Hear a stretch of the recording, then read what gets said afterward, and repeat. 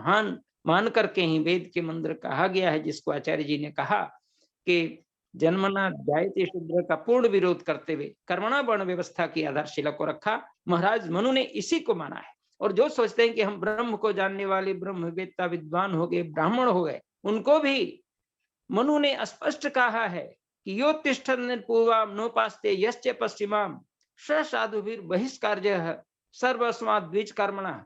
उन समस्त द्विज कर्मों से अलग हो करके उसको शुद्रवत व्यवहार करना चाहिए, अर्थात उसको ज्ञान से परे व्यक्ति जैसा व्यवहार करना चाहिए, क्योंकि वह व्यक्ति ज्ञानी होकर के भी अपने धर्म कार्य से च्युत हो गया, संधि उपासना आदि से अलग हो गया। इसलिए सबको अधिकार दिया कि जो व्यक्ति जन्म से इस प्रकार की ज्ञान से परे है, उसको अपने योग्यता अनुसार जो व्यक्ति माने धन आदि की उपलब्धि करना चाहता है, तो वह वैश्यत्व को प्राप्त करता है। कृषि, गोरक्ष, वाणिज्य, व्यापार आदि कर्मों में लिप्त हो जाता है, वह व्यक्ति वैश्य हो जाता है। लेकिन जो सोचता है कि मैं देश की सेवा करूं, वो आपको क्षत्रिय हो जाता है। और जो सोचता है कि मैं इन सारे कर्मों को करते हुए मैं थोड़ा सा और ऊपर उठ जाऊं, ब्रह्म की प्राप्ति करूं, वेद पढ़ूं, यज्ञ करूं, दान दूं, दान लूं, इस प्रकार से यज्ञ का करना, वेद का पढ़ना, और ये यज्ञ का कराना, दान लेना और दान देना, ये जो 6 कर्म निर्धारित किए गए, उसको जो व्यक्ति कर देता है, वह ब्राह्मण की पदवी पा जाता है। इसका मतलब हुआ कि यज्ञ को करे और कराए, दान ले और दान दे, वेद पढ़े और पढ़ाए। इस प्रकार से इन 6 कर्मों को करने वाला कोई भी व्यक्ति होगा संसार के अंदर, वह ब्राह्मण ही कहलाएगा। और ब्रह्म को जान करके वह ब्रह्मवेत्ता हो जाएगा। उसका सम्मान तो होना ही चाहिए। इसलिए ब्राह्मण को मुख कहा गया है इस समाज का। उसके बाद दोनों हाथों को क्षत्रिय कहा गया है, इस पेट को वैश्य कहा गया है, और पैर को शूद्र कहा गया है। लेकिन चारों की अपनी अपनी महत्ता है, और चारों को इस संसार में जीने का पूर्णतः अधिकार, पूर्णतः आगे बढ़ने का अधिकार। महर्षि देवदयानंद जी ने इसी को सत्य धरातल पर रखा, और सारे संसार को ऊंचा उठने के लिए आदर्श रूप में वर्णाश्रम व्यवस्था को उपस्थित करने का प्रयास किया गया। धन्यवाद। आर्यों के कुंभ के संयोजक मेरे प्रिय वीर लखनलाल जी तथा आज के मुख्य वक्ता आचार्य धनंजय जी, सम्मानीय शास्त्री जी, श्रद्धेय मुनि जी, और प्रिय वीर अनिल जी, युद्धवीर सिंह जी, तथा हमारे उत्तम वक्ता प्रेम जी, प्रेम चोपड़ा जी हैं या प्रेम जी हैं, शायद मुझे नाम ही उनका पता है। प्रेम सचदेवा जी, प्रेम सचदेवा जी। हाँ, प्रेम सचदेवा जी। प्रेम चोपड़ा तो चले गए। हाँ, प्रेम सचदेवा जी बहुत अच्छे अच्छे उदाहरण देकर समझाते हैं, समझते हैं, और संशय मिटाते हैं सबके अपने साथ साथ। आज के मुख्य वक्ता ने वर्ण व्यवस्था के ऊपर तथा शास्त्री जी ने भी वर्ण व्यवस्था के ऊपर बहुत रोचक उद्बोधन दिया। दोनों ने, जहाँ पुरुषार्थ होता है वहाँ वर्ण व्यवस्था भी अदल बदल हो जाती है। अपनी बुद्धि, विवेक और पुरुषार्थ के बल पर इंसान आगे बढ़ता है, क्योंकि पुरुषार्थ ही इंसान को आगे ले जाता है। सत्य व्रत जो पालन करता है कि मैंने निश्चय कर लिया है कि मेरी बुद्धि इस तरफ चल रही है, तो मैं सत्यता से अपना परिश्रम करके उधर बढ़ूं, तो वो उस वर्ण की ओर चला जाता है। गुणों के आधार पर वर्ण की व्यवस्था होती है, कर्म के अनुसार वर्ण की व्यवस्था होती है। इसके ऊपर काफी प्रकाश डाला। अधिक ज्ञानवान है वो, अधिक मुझे इसके विषय नहीं बोलना चाहिए, तो मैं अन्य श्रोताओं के लिए समय देकर अपनी वाणी को विराम करते हुए आप सबका बहुत बहुत धन्यवाद और यथोचित सम्मान करती हूँ। बहुत बहुत धन्यवाद, आभार। आइए बलराम चंद्र एडवोकेट जी 2 शब्द बोलिए। दशरथ आर जी अभी अभी जुड़े हैं। बलराम चंद्र एडवोकेट जी बोलिए। हाँ, नमस्ते जी। बलराम नमस्ते सर जी, नमस्ते, बोलिए। नमस्ते सर, बलराम सैन एडवोकेट ललितपुर से बोल रहा हूँ सर। बहुत अच्छा व्याख्यान रहा अपने गुरुजी का, और यही सुनने को मिल रहा है। यही वर्ण व्यवस्था पढ़ी भी है और पढ़ते रहेंगे, और इससे ज्ञान अर्जन हो रहा है और होता रहेगा। धन्यवाद सर जी। दशरथ आर जी। जी नमस्ते जी। नमस्ते जी, नमस्ते। आज कोई कार्य में 2-4 दिन से व्यस्त था, जी जी इसलिए अभी जुड़ा हूँ, हाँ तो जुड़ नहीं पाया था। फिर भी बहुत अच्छा प्रोग्राम है, भी माता जी बता रहे थे, वर्ण व्यवस्था के बारे में बताया किया। तो गुण कर्म स्वभाव के अनुसार वर्ण व्यवस्था हमारे वेदों में बताई गई है, उसके बारे में धनंजय जी ने बताया होगा, उससे मैं वंचित रह गया। आपका बहुत बहुत धन्यवाद, बहुत अच्छा प्रोग्राम आप ठाकुर पेश राघवेंद्र करें। सिंह सिमरिया, ठाकुर राघवेंद्र सिंह सिमरिया जी, 2 शब्द। सुशील जी आइए। जी ठाकुर साहब, कोई संशय मन में हो? मेरा संशय ये है, मैं बार बार इस प्रश्न को उठाता हूँ, मैं ज्यादा देर सुन तो नहीं पाया जो बोल रहे हैं हाँ जी, हाँ जी। प्रवक्ता जी, लेकिन मेरा प्रश्न है कि जब तक ये जन्मना और कर्मणा व्यवस्था बनी रहेगी, तब तक मैं समझता हूँ कि जातिगत भेदभाव समाज में बना रहेगा। क्या इसको दूर करना संभव नहीं है? एक प्रश्न। दूसरा प्रश्न ये है कि बुद्धि को ही श्रेष्ठ क्यों मान लिया गया, सेवा को श्रेष्ठ क्यों नहीं माना गया? 2 प्रश्न है मेरे, कृपया उत्तर दीजिए। आचार्य धनंजय जी। जी मैं ये कहना चाहूंगा जी कि बुद्धि को ही श्रेष्ठ मानने का आधार यह है कि बुद्धि ही संपूर्ण इस शरीर का संचालन। आप पेट से संचालन इस पूरे शरीर को नहीं कराते हैं, पैर से भी नहीं कराते, परंतु यदि बुद्धि भ्रम है तो आपका सारा शरीर व्यर्थ है।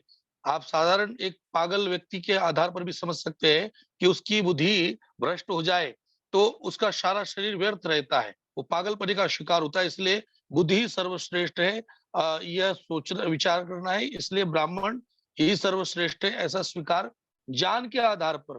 पुनः कह रहा हूं कि प्रत्येक कर्म का आधार अपना अपना है, परंतु ज्ञान आधार सर्वश्रेष्ठ होता है। दूसरी बात आपने पूछी कि क्या ये जाति व्यवस्था वर्ण व्यवस्था समाप्त नहीं की जा सकती? निश्चित रूप से जाति व्यवस्था तो समाप्त की जा सकती है। जाति तो मनुष्यों की एक ही है, बस उसका जो आधार है वर्ण के आधार पर स्वीकार्य होगा, और ये स्वीकार्य सर्वत्र ही उपलब्ध है। आज आप देखते होंगे टीचर संघ, शिक्षक संघ है, आप जानते हैं बार एसोसिएशन है, आप किसान संगठन है, अर्थात किसान संगठन में हर परिस्थिति का व्यक्ति, चाहे वह मुसलमान मत को भी स्वीकार करता हो या ईसाई मत को या सिख मत को भी स्वीकार करता हो, तब भी वह किसान संघ का साथी होता है। बार एसोसिएशन में भी वही हाल है, आपके डॉक्टर्स यूनियन में भी वही हाल है। अर्थात यह कर्म व्यवस्था के आधार पर वर्ण व्यवस्था संभाव्य है, जाति व्यवस्था पर कभी भी व्यवस्था संभाव्य नहीं हो सकती। जी मेरा एक इसमें आपने जो जी एक एक एक प्रश्न और मेरा इस पर है, जो आपने पहले का उत्तर दिया, शरीर सिर से लेकर के पैर तक शरीर तो एक ही है ना, उसको वर्ग में और वर्ण में कैसे बांट सकते हैं आप? नहीं, हमने यहाँ पर वर्ग में और वर्ण में आप आवंटित बांट रहे करने का यही बांट मैं कहना चाह रहा हूँ बीच में इसका दखल जो दूंगा, मैं दूंगा जी कि आपने सिर को ब्राह्मण बता दिया, हाथों को क्षत्रिय बता दिया, पेट को वैश्य बता दिया और पांव को शूद्र बता दिया। यहीं से तो वर्ण और जाति व्यवस्था का उदय हुआ। वर्ग व्यवस्था, जब भी वर्ग व्यवस्था का शक्तिशाली होती है तो वो फिर जाति व्यवस्था बदलती है। मेरा ये मतलब, ये मैं समझ नहीं पा रहा हूँ। आज तक मैं बहुत लोगों से पूछ रहा हूँ, ऐसा बिल्कुल भी नहीं है। यदि आप इसको पढ़ना चाहे तो सत्यार्थ आपने प्रकाश स्वयं के कहा सर, आपने स्वयं कहा श्रीमान। मैं आपको फिर कह रहा हूं, मैंने बिल्कुल जो कहा है उसमें पूर्णतः यथार्थता के साथ कह रहा हूं और मैं अपनी बात पर कायम हूं। शरीर के इस संपूर्ण अवयव का अगर आप आवंटन करेंगे तो ये आवंटन यथार्थता के आधार पर ऐसा ही करना अनिवार्य होगा। यदि आप ऐसा नहीं करेंगे तो ये संभव ही नहीं हो सकता। आप किसी का भी श्रेणी का निर्धारण करते हैं तो आप ये जानते हैं कि प्रथम श्रेणी का विद्यार्थी अर्थात 60% से अधिक होना अनिवार्य है। ये अवयव का विभाजन अनिवार्य है, आवश्यक है। हमारे शरीर के अंदर जितनी भी धमनियां हैं, जितनी भी चिंतन की अवधारणा है, वो सारी अवधारणाएं हमारी बुद्धि में स्थित है। हमारी ज्ञानेंद्रिय हमको इस बात को संकेत करती है। कर्मेंद्रिय हमारा रक्षात्मक व्यवहार के लिए प्रयोग की जाती है। तो ये आवंटन तो स्पष्ट है, इसमें अस्पष्टता नहीं। तो प्रकृति प्रदत्त व्यवस्था उपलब्ध है प्रभु। लेकिन शिखा से और पैर तक विलग नहीं है ना, सबकी कोई भूमिका अलग से थोड़ी है। हमने अलग नहीं किया है। आप फिर कहना चाहता हूं, अलग नहीं है, संपूर्ण शरीर का एक ही व्यवहार है। समाज की स्थापना के लिए चारों वर्णों की आवश्यकता है, किसी एक वर्ण की आवश्यकता है ऐसा नहीं है। चारों वर्णों की आवश्यकता है, किंतु उन चारों वर्णों का कर्म विभाजन निश्चित रूप से अलग अलग है। आप पैर से काम सिर का नहीं ले सकते, सिर से काम पैर का नहीं ले सकते। यह कार्य के का आधार पर आवंटन है। शरीर की पूरी परिक्रमा नख से लेकर शिख पर्यंत तक एक ही रहेगी, भिन्न नहीं होगी। उसको टुकड़ों में विभक्त नहीं किया जा सकता किसी भी स्तर पर। यही विभक्ति तो कर दी गई है कि शिर वैश्य हो गया। यही विभक्ति मैं बार बार कह रहा हूँ। ऐसा नहीं है सर, जो आप समझना चाह रहे हैं। सारा जी क्षमा करें, आप जो समझना चाह रहे हैं, आप उसको उस स्तर पर ले जाकर के आप उसको विचारना चाह रहे हैं। मैं उसी स्तर पर विचार कर रहा हूँ जिस स्तर पर आप कह रहे हैं। उस स्तर पर विचार करना उचित नहीं रहेगा। ये आप निश्चित मानिएगा कि शरीर के अवयव का व्यवहार कहीं ना कहीं हमारे इस संपूर्ण शरीर के साथ संबंध हम बना रहे हैं, न कि उसको खंड विखंड करके हम अलग अलग स्तर पर हम उसको पहुंचा रहे हैं। हम उसको एक संपूर्ण शरीर मान रहे हैं। जी समस्या कहाँ आ रही है? जी बताएं, आप क्या कहना चाह रहे हैं? भाई हमारा मतलब ये है कि कहाँ समझने में दिक्कत हो रही है, ये नहीं हो पा रहा क्लियर। समझने का ये हो रहा है कि ये जो हमने वर्ण व्यवस्था जाति आधार पर गणित की, शरीर को जाति आधार पर विभाजित किया, सिर को हमने ब्राह्मण बना दिया, हाथ को क्षत्रिय बता दिया, पेट को वैश्य बता दिया। ये जो है केवल इन जो अलग अलग अंग हैं इनका एक निर्धारण करके बताया गया, समझा। इनका जाति निर्धारण, इनका ही जाति निर्धारण हुआ। इनका जाति निर्धारण करने से नहीं, ये गलत है। जातिगत व्यवस्था का उद्भव हुआ। डॉक्टर साहब क्षमा करना। मुझे लगता है हम कई समझने में जो जनश्रुति है उसका आधार ले रहे हैं। जनश्रुति प्रमाण नहीं है, प्रमाण शास्त्र श्रुति प्रमाण है, और वह परंपरा का अक्षुण्ण निर्वहन प्रमाण है। यहाँ जाति व्यवस्था का निर्धारण कर्म के आधार पर नहीं किया गया, इसलिए आपका ये प्रश्न उपस्थित है। यदि कर्म के आधार पर वर्ण व्यवस्था, हमारे यहाँ जाति व्यवस्था है ही नहीं। पहला विषय, हम जाति व्यवस्था इसका सृजन ही नहीं मानते। परंतु जो ये मध्यकाल में जो समस्या पैदा हुई और उसी वर्ण को जाति में निर्धारित कर दिया गया, इसके कारण से समस्या है। यदि किसी एक अच्छी चीज को गलत दिशा में ले जाकर के उसका प्रयोग गलत रूप में किया जाए तो सही को गलत सिद्ध नहीं किया जा सकता, सही को सही सिद्ध किया जा सकता है। गलत का निर्धारण अलग करके उसको वहां से अलग हटाना अनिवार्य है। समाज में बहुत आई ये प्रचलित अवधारणाएं बना दी गई कि जो वर्ण है वही जाति है। वर्ण ही जाति नहीं है, जाति भिन्न है, वर्ण भिन्न है, इसको अलग अलग करना अनिवार्य है। संपूर्ण शरीर का अवयव का निर्धारण होने के पश्चात संपूर्ण शरीर चारों वर्णों के साथ ही पूर्ण होता है। एक वर्ण से शरीर पूर्ण नहीं होता। पुनः एक शरीर अर्थात एक जाति, जाति अर्थात पुनः यहाँ मैं कहना चाहूंगा मनुष्य जाति की वर्ण व्यवस्था कर्म के विभागों के आधार पर उपलब्ध है। इसको जाति न स्वीकार किया जाए, जो लोग स्वीकार करते हैं वो करे, परंतु नहीं करनी चाहिए, ये गलत है। चलिए, व्यापक विषय है, मैं कभी प्रश्न करूंगा आपसे। धन्यवाद। नहीं, आप लिखित प्रश्न भेजिएगा, हम लिखित उत्तर आपको भेजेंगे। और यदि आप फिर भी पढ़ना चाहे तो सत्यार्थ प्रकाश के चतुर्थ समुल्लास में ऋषि दयान ने प्रश्न उठाते हुए आपके सामने सारी विवेचना की गई है। इसको आप पढ़ सकते हैं। हाँ, मनुस्मृति के कुछ अर्थों का अनर्थ करके समाज में एक गलत अवधारणाएं उपस्थित है, उसको हम किसी को भी स्वीकार नहीं कर सकते। इसलिए आर्य समाज ने मनुस्मृति को, जो हमारा इतिहास, हमारी संविधान है, उसमें शुद्ध विशुद्ध का भेद कर दिया है। आप उसको देख सकते हैं, आर्य साहित्य प्रचार ट्रस्ट से विशुद्ध मनुस्मृति प्रकाशित है। डॉक्टर सुरेंद्र कुमार जी ने उसकी व्याख्या की है, आप अवश्य पढ़े। धन्यवाद जी। आचार्य जी, ये एक प्रश्न में और एक एक एक छोटा संक्षिप्त है। मैं पूछना जी। चाहता हूँ कि आर्य समाज ने दलित जाति में से कितने विद्वान निकाले और उनको उस आचार्य पद पर पहुंचाया? मैं उत्तर देना चाहूंगा। प्रथम तो हमारे यहाँ ये व्यवहार नहीं है, परंतु केवल समाज के वर्गीकरण के आधार पर मैं आपको बताना चाहूंगा। पंडित सुदर्शन देव जी आचार्य पूर्णतया शूद्र वर्णस्थ है, मतलब शूद्र जाति, तथाकथित शूद्र जाति।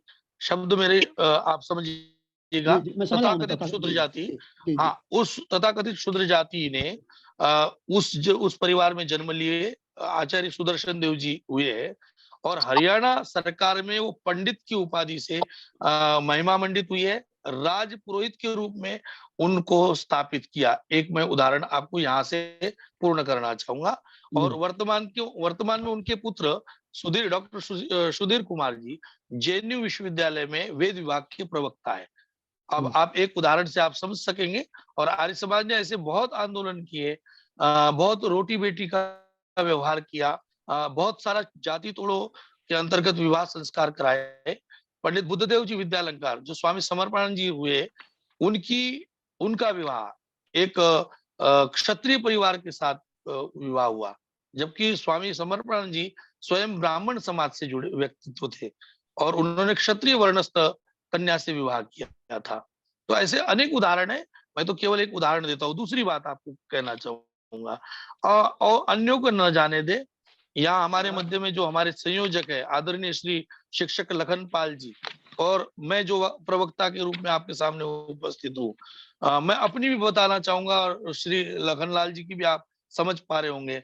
हम दोनों ही तथाकथित जाति से उपलब्ध नहीं है, परंतु हम यहाँ ब्राह्मणत्व के विचार के साथ आपके सामने उपस्थित है। यह आर्य समाज की विजय है। धन्यवाद। धन्यवाद सर। आर्य समाज ने एक हमारे पास में ये है भोपाल में एक गांव पड़ता है और उसमें एक हीरालाल अहरवार जी हैं।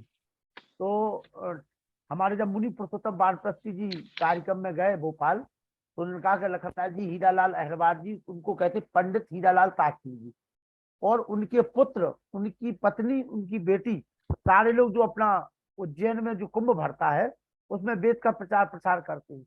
और जब उनके यहाँ घर पे कार्यक्रम हुआ हीरालाल जी के गांव में, उनके घर में, तो हमारे मुनि जी और हमारे परमानंद सोनी जी जुड़े हुए हैं। परमानंद सोनी जी अपना माइक खोल लीजिए एक मिनट के लिए। परमानंद सोनी जी, जी परमानंद सोनी जी। हाँ जी खोल रहे।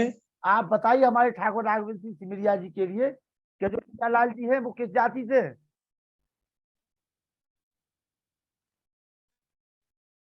आपने बंद कर लिया माइक अपना। परमानंद सोनी जी,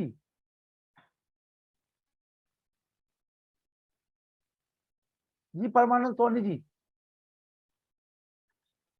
तो हीरालाल जी जो है हमारे अहबार समाज से हैं और ऐसे जी। हाँ जी खुले हैं। हाँ बोलिए बोलिए जी। परमानंद सोनी जी बोलिए। चलिए कोई बात नहीं, बोल पार है, जानते नहीं है ज्यादा। प्रेम सचदेवा जी, हाँ आइए, कुछ कह रहे हैं प्रेम सचदेवा जी।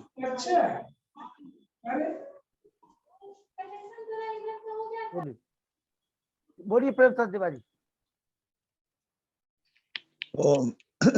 मुझे बीच में बोलना इसलिए पड़ा कि हम स्वयं चारों तरह के कर्म करते हैं। जब हम शिक्षा ग्रहण कर रहे थे या जब हम अभी भी शिक्षा ग्रहण कर रहे हैं, विद्या ग्रहण कर रहे हैं, तो उस समय हम क्या है, ब्राह्मण हैं। को कई शत्रुओं से बचा रहे हैं। जो नेचुरल शत्रु है, हमने शीत है उससे बचा रहे हैं। और भी कई कर्म करते हैं जिससे हम हाथों का पैरों का यूज करते हैं, तो हम उस समय क्षत्रिय हैं। और हम पेट में अन्न डाल रहे हैं, पेट के लिए कमाई करते हैं, नौकरी करते हैं, तो उस समय क्या है, हम वैश्य हैं, दुकानदारी करते हैं, वैश्य हैं। और जब हम अपने मल मूत्र को साफ करते हैं, शरीर को साफ करते हैं, तो हम शूद्र हैं। ना केवल अपने, हम अपने बच्चों के मल मूत्र को भी साफ किया हुआ है हमने, अपने पोते पोतियों नाते नातियों को भी साफ किया हुआ है हमने, तो क्या तब हम शूद्र हो गए? तो ये कर्म है, कर्म के हिसाब से ये जो बंटवारा आचार्य जी ने बताया, ये बिल्कुल सही बंटवारा है। तो हम स्वयं जो है चारों वर्ण में बटे हुए हैं, हम चारों तरह के काम कर रहे हैं, इसलिए आप घबराएं नहीं।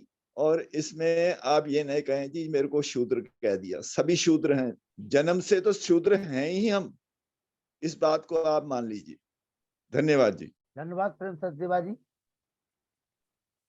मैं ये कहना चाहूंगा कि ये जो व्यवस्था है, ये हमको आखिर इसकी आवश्यकता ही नहीं थी। ये जो जाति व्यवस्था को हमने अपने कर्मों को जोड़ दिया कि सब हम वैश्य भी हैं, हम शूद्र भी हैं, तो आखिर फिर जब शूद्र, हमारा सारा शरीर शूद्र है, हम वैश्य भी हैं, तो इतना भेदभाव जाति व्यवस्था पर क्यों?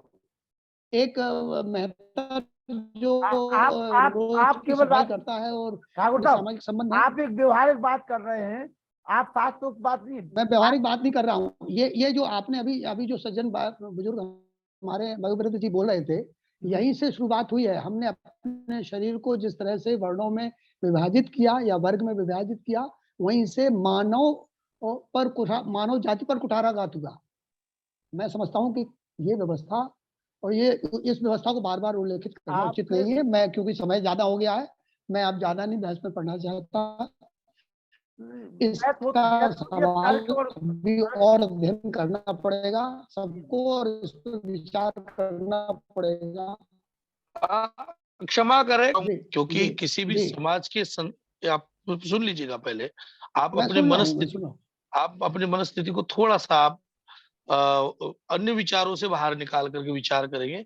ऋषिदान लिखते हैं, वक्ता के अभिप्राय को न समझकर उसके स्थान पर अन्य अर्थ को लेना, यह सत्य से दूर हटना होता है। ऋषि स्वयं लिखते हैं और हम स्वयं भी जानते हैं। निवेदन ये है, किसी भी समाज को निर्माण करने के लिए, किसी भी व्यवस्था को स्थापित करने के लिए एक संविधान की आवश्यकता है। समाज शास्त्र के संविधान के निर्माण के लिए ये कर्म व्यवस्था उपस्थित होनी अनिवार्य है। यदि नहीं है तो आप अपने पाकशाला में स्वयं डॉक्टर है, तो फिर डॉक्टरों की जरूरत नहीं है। आप अपने पुत्र को पढ़ाते समय शिक्षक होते हैं, तो विद्यालय की जरूरत नहीं है। यदि आप अपने समाज के, अपने व्यक्तिगत जीवन में अपने परिवार को अनुशासित रखते हैं, तो आपके लिए विधि शास्त्र की आवश्यकता नहीं है, अब नहीं है। यह समाज शास्त्र की एक संवैधानिक परंपरा उपस्थित की गई, और यह व्यवस्था न मेरी है न आपकी है।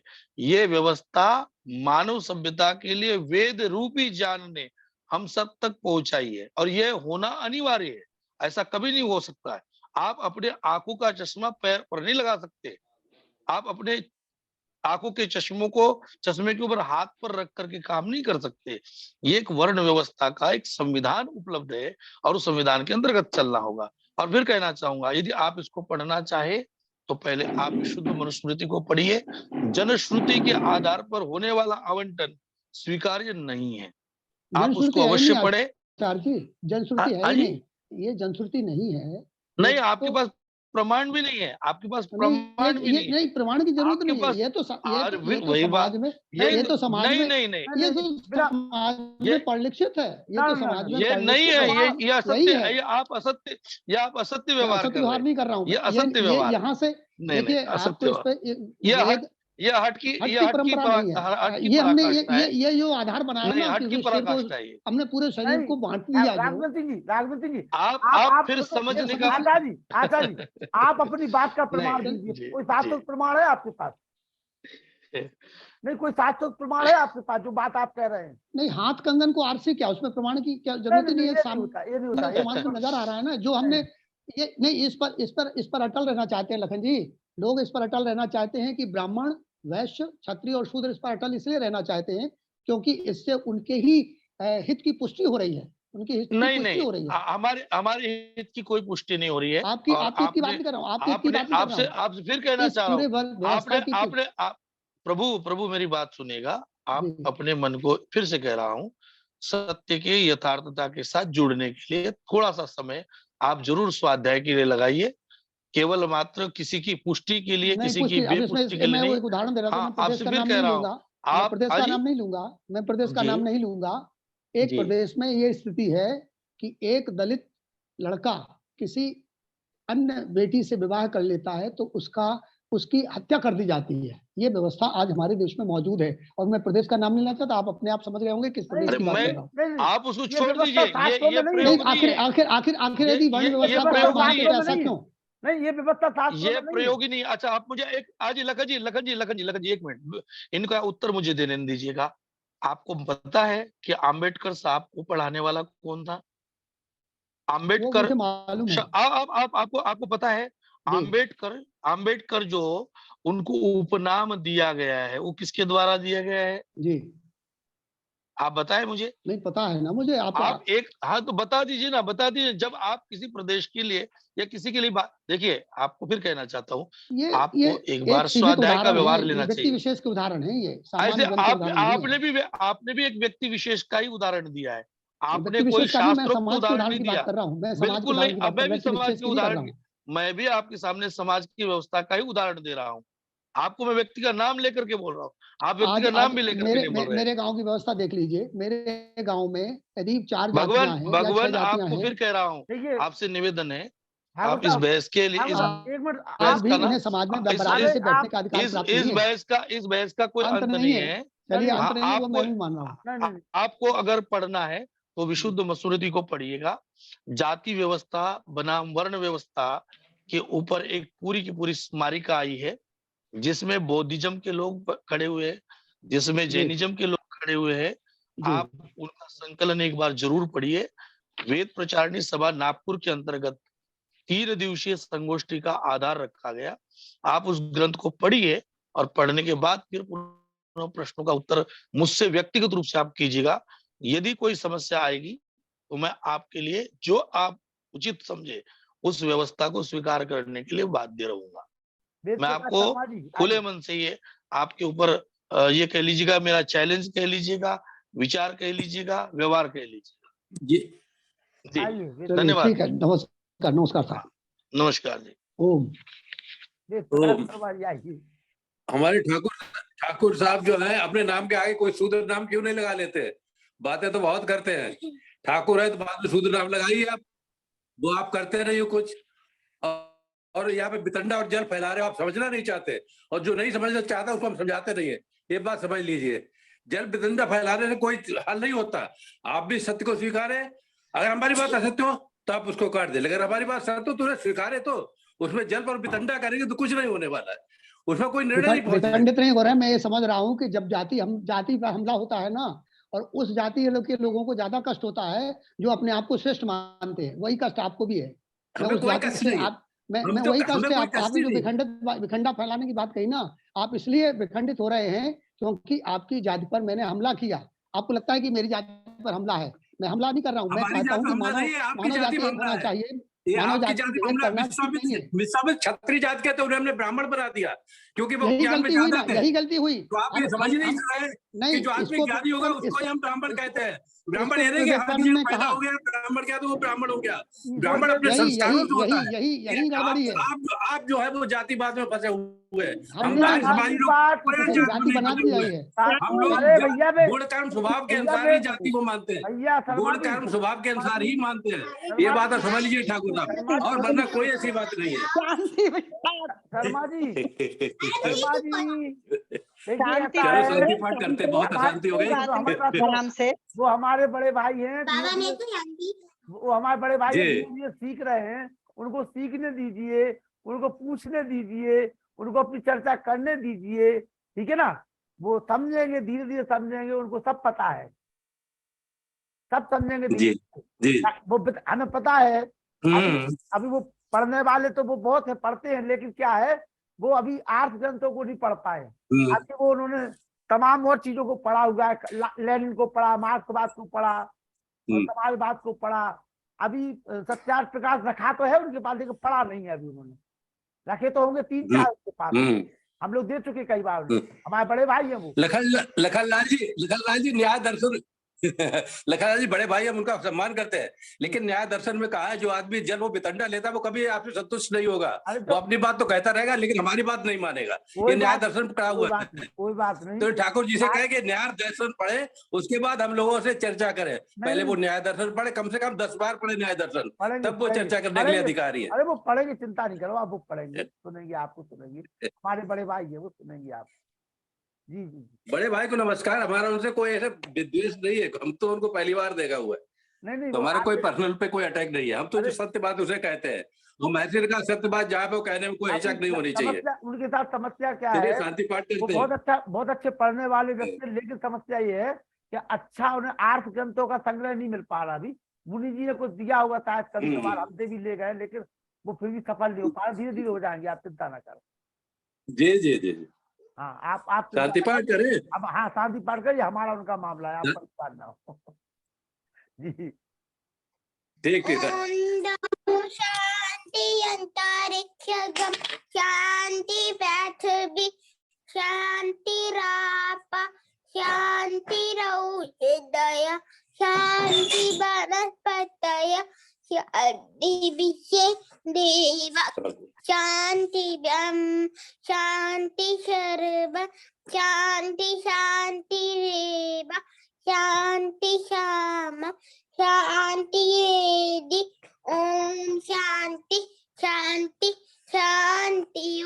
जो बोले सोने, सत्य सनातन वैदिक धर्म की जय, गुरु विचानंद की जय, दयानंद की जय, हरियाणा पुरुषोत्तम श्री रामचंद्र की जय, योगेश्वर श्री कृष्णचंद्र की जय, पंडित लेख राम की जय, स्वामी श्रद्धानंद की जय, स्वामी आत्मानंद की जय, भारत माता की जय, माता की रक्षा हो, पालन हो, समाज अमर रहे, की ज्योति जलती रहे, ओम का झंडा ऊंचा रहे, महाकुंभ की जय।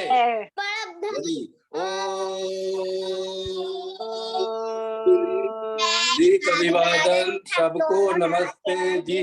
ओम सर्वेभ्यो नमः। सभी के माइक खोल दिए, नमस्ते कर लीजिए एक दूसरे से। ध्यान वशिष्ठ जी नमस्ते। दादी जी की नमस्ते। दादी जी को प्रणाम कहो, जोर हाथ जोड़ के दादी जी को सबको नमस्ते जी। नमस्ते हमारे ठाकुर राघवेंद्र जी अन्यथा ना ले, हम उनके बड़े स्नेही हैं, ऐसा कोई उनसे हमारा विद्वेष नहीं। नमस्ते जी। वो क्रांतिकारी साथी हैं हमारे, वो इन चीजों को अनखाई नहीं थे, लेकिन वो अपनी सारी बातों को पूछते हैं, रखते हैं। आज मुनि जी नहीं आए? मुनि जी आए थे लेकिन हट गए, वो किसी काम से ऑनलाइन जुड़ने में थोड़ी सी नेट प्रॉब्लम हुई उनकी, तो हट गए थे उनकी। अच्छा, प्रयास तो करते रहे। ठीक ठाक है ना? हाँ ठीक ठाक है, बढ़िया है, स्वस्थ है, स्वस्थ है, मस्त है। सभी को सादर नमस्ते, शुभ रात्रि। नमस्ते नमस्ते जी। कल जो है आश्रम व्यवस्था पे, कल आश्रम व्यवस्था पे सुनेंगे आचार्य धनंजय जी को, और इसके बाद सुनेंगे हम संस्कार पे, है ना। और आप सभी लोग जानते हैं कि संस्कारों के ऊपर बिल्कुल आचार्य धनंजय जी का बड़े मुश्किल से हमने समय मांगा, उनसे कहा कि नहीं आपको आना ही पड़ेगा। 3 भाई हैं, 3 भाइयों में एक भाई IAS अफसर है, एक लेक्चरर है और एक चपरासी है सरकारी डिपार्टमेंट में। तो ये सब ज्ञान कर्म और बुद्धि के अनुसार है ना, सब बिल्कुल ज्यादा बहस करना ये तो सब गुण कर्म स्वभाव के अनुसार से ही जाति का होता है निर्धारण। गुण कर्म स्वभाव नहीं, हमारा ठाकुर साहब का कहने का मतलब ये है कि इन सारी चीजों की वजह से ही विसंगतियां समाज में पैदा हुई। उनका यहाँ अब वो सुनिए, शास्त्रों में क्या है और वो समाज में क्या है। जो शास्त्रों में वो समाज में तो है नहीं, शास्त्रों में कर्म के आधार से, समाज में जन्म के आधार। तो ये थोड़ा सा टकराव है और वो उस बात को थोड़ा सा समझ नहीं पा रहे। जी जी। ये सब आदमी की मनुष्य बनाई हुई है, ईश्वरी कर्म तो नहीं है ना ये, हाँ तो मनुष्य की बनाई हुई है। ठाकुर राघवेंद्र सिंह जी, जी हमारे नरुला जी कह रहे हैं, वो बात समझे आप? नरुला जी ने क्या कहा? जी जी नमस्ते। नरुला जी, आपकी आवाज कट रही है। रघुवेंद्र की ईश्वरी जो व्यवस्था है वो आपकी आवाज कट रही है। बनाई हुई व्यवस्था है उसमें कभी कभी त्रुटियां हो सकती है। जाति व्यवस्था जो है इंसान की बनाई है वो ईश्वरी कर्म है ना, तो इस बात का थोड़ा ध्यान रखना चाहिए। जन्म व्यवस्था ही लड़ाई की जड़ है। माता जी आप समझाइए राघवेंद्र सिंह जी से चर्चा करके, आपकी बात मानेंगे वो। आप तो हाँ आपकी बात मानेंगे वो, बात करिए, आप करिए बात।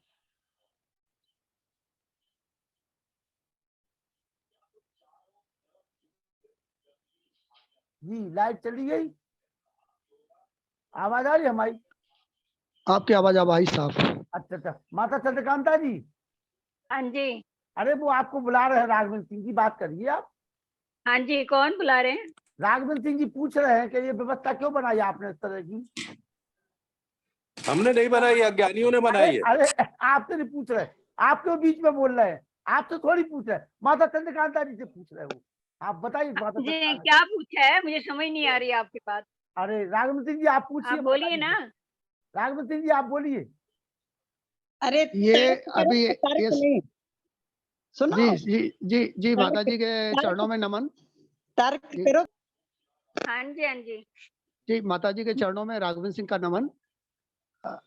मैं ये कहना चाहता हूँ कि जन्मना और कर्मणा आधार पर जो हमने जाति व्यवस्था बनाई, मानव में यहीं से भेद शुरू हुआ और हमने उसको प्रतिस्थापित कर दिया। मैं कि वो सब सिर जो है वो वैश्य ब्राह्मण है, हाथ क्षत्रिय है, पेट वैश्य है और फिर पांव शूद्र है। जबकि सिर में पिंच चुभोई जाए और पांव में पिंच चुभोई जाए तो कष्ट समान होता है, क्योंकि शरीर एक है, अलग अलग विलग नहीं है। मैं यही प्रश्न पूछना चाहता हूँ कि ये विलगता आखिर समाज के मानव में विलगता क्यों? जैसे सभी अंग मिलकर हमारे शरीर को परिपूर्ण करते हैं, इसी प्रकार सब वर्ण मिलकर राष्ट्र या समाज की पूर्ति करते हैं। समाज और राष्ट्र सब वर्णों से मिलकर बना है। वर्ण जन्म से नहीं, कर्म से होते हैं, अपनी गुणों से होते हैं, अपनी एबिलिटी से, परिश्रम से बनता है। जो परिश्रम करके शूद्र वर्ण में पंडित बन सकता है और शूद्र वर्ण का क्षत्रिय कार्य करके सीमा पर जाकर क्षत्रिय बन सकता है। और जो क्षत्रिय या पंडित है और अच्छे कर्म नहीं कर सकता, परिश्रम नहीं कर सकता ज्यादा, उसकी बुद्धि इतनी विकसित नहीं है, तो वो शूद्र वर्ण में आ जाता है। तो ये कोई जन्म व्यवस्था नहीं है। हम लोगों ने अपनी स्वार्थ और हठ के कारण जन्म व्यवस्था को मान्यता देते हैं ताकि हमारा वर्चस्व बना रहे और कुछ नहीं। ओके, बिल्कुल सही। हाँ ईश्वर देवी जी, थोड़ा आप भी समझा दीजिए। बिल्कुल सही सही कह रहे हैं, सही है। कर्म से ही वर्ण व्यवस्था, आप कर्म अच्छे करोगे तो अच्छे बन जाओगे। चलिए, तो दो माताओं जी ने आपको समझा दिया है। दिखावा नहीं, गुण से, एबिलिटी से, योग्यता से कर्म करेंगे ना, अच्छे कर्म करेंगे, सत्संग, हवन, यज्ञ, पढ़ना पढ़ाना, ये ब्राह्मण के कार्य है। जो ये करेगा वो ब्राह्मण में आएगा। वो भी हवन करेंगे और वो भी अच्छे कर्म करेंगे, आप चिंता ना करें। आप लोगों ने कह दिया, धन्यवाद। बस शांति शांति शांति, ओम शांति शांति शांति। ठीक है ठाकुर साहब, जाए। व्यासानंद शास्त्री जी ने तो पहले ही बहुत अच्छे से समझा दिया है कि योग्यता के आधार पर ही सब कुछ होता है। चलिए, हमारे नहीं तो एक पिता यदि शिक्षित रहे, मैं उस बहस पे आगे नहीं जाना चाहता। चलिए ठीक है, आज के लिए समाप्त है। ओम। अरे यार बड़े भाई साहब, ऐसा है नहीं, एक पिता का बेटा शास्त्रों में वेद विद्वान बन जाता है तो पिता का स्थान शूद्र में हो जाएगा और बेटा का स्थान ब्राह्मण में हो जाएगा, ये संभव है क्या? बिल्कुल बिल्कुल हो जाएगा वो यही ब्राह्मण। यही यही यही हो रहा है हमारे माता जी यहीं से गड़बड़ी शुरू हुई है। हमने अपने आप को श्रेष्ठ मान करके हमने एक को शूद्र बना दिया और एक को ब्राह्मण बना दिया, और फिर वो जन्मजात शुरू हो गया और वो परंपरा चलती रहेगी जब तक वर्ग व्यवस्था में ये व्यवस्था बनी रहेगी, ब्राह्मण क्षत्रिय अब तो शूद्र की, तुम्हारी वो जन्मजात भी चलती रहेगी। समाप्त करूंगा, जय हिंद। ओम अरे शांति। विश्वामित्र जी आपके क्षत्रिय थे, ब्राह्मण बना दिया हमने, वो क्यों नहीं सोचते? विश्वामित्र यही- क्षत्रिय थे, ब्राह्मण बना दिया। नहीं, यही गड़बड़ है, यही ये गड़बड़ है। गड़बड़ नहीं है, ये या- सत्य ये बात है। आप- महाभारत ये के बाद ये विचारों में परेशानियां हुई है। ये विचारों में गड़बड़ है। कहाँ पे? अरे एक कर्म भाई में मेरा खेती गड़बड़ करता नहीं है, नहीं नहीं है, नहीं एक देखिए, एक मेरा भाई आप खेती मानने को करता है। तैयार नहीं है, बस इसी में गड़बड़ी है। नहीं, मैं गड़बड़ नहीं हूँ, समाज में विकृति नहीं, आप नजर आ रही है मानने को उसकी। तैयार नहीं, इसलिए गड़बड़ी है। मैं तो जिस जाति में जन्म लिया वो तो वैसे आप वैसे ऊपर बता रहे हैं, ऊपर है भाई, मुझे दिक्कत नहीं है, लेकिन समाज में मैं जिस व्यवस्था को देख रहा हूँ वो व्यवस्था इसी व्यवस्था से उत्पन्न हुई है। अरे नहीं अब वो भाई, यदि वेद में कहीं पुस्तक में कहीं लिखा भी है, चलो हाँ तो उसका वेद पढ़िए ना। चलो चलो चलो, ठीक है, इंटरप्रिटेशन नमस्ते जी। गलत है आपका। नमस्ते जी, नमस्ते जी, नमस्ते जी। हम किसी को नहीं नमस्ते समझते, जी, हम नमस्ते किसी को नहीं जी। समझते। नमस्ते नमस्ते नमस्ते नमस्ते। नमस्ते जी। बस बहुत ही सुंदर, नमस्ते जी।